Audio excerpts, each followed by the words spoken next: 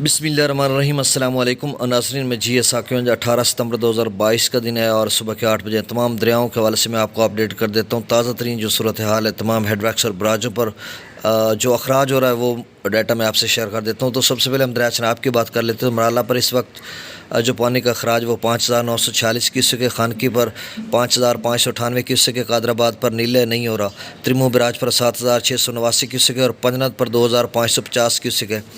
दरिया रावी की बात कर दो, जस्सर पर 6,353 क्यूसेक है, शादरा पर 14,537 क्यूसेक, बल्लोकी पर सिर्फ 555 क्यूसेक और सिधरई बराज पर नीले नहीं हो रहा।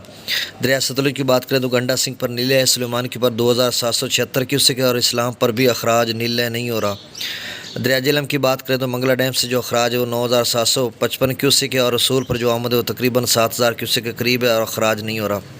दरिया सिंध की बात करते हैं तो स्कर्दू पर 57,200 क्यूसेक है, पी ब्रिज पर 79,300 क्यूसेक, बिशाम पर 93,600 क्यूसेक, त्रिबेला डैम पर से जो अखराज है वो 94,200 क्यूसेक है, काबुल दरिया में 26,900 क्यूसेक, काला बाग पर 1,12,243 क्यूसेक, चश्मा पर 1,29,062 क्यूसेक, तौसा बिराज पर 1,14,424 क्यूसेक, गुड्डू बिराज पर 1,35,940 क्यूसेक, सखर बिराज पर 1,47,015 क्यूसेक और कोठरी बिराज पर 2,68,487 क्यूसेक अखराज हो रहा है। नाज़रीन, कहीं भी कोई सैलाबी सूरत हाल नहीं, रावी, चनाब, सतलुज, झेलम और सिंध में और भारत की तरफ से भी कोई ऐसा कोई ख़तरा नहीं है और ना कोई वार्निंग है और ना वहाँ से कोई सैलाबी रेल आ रहा।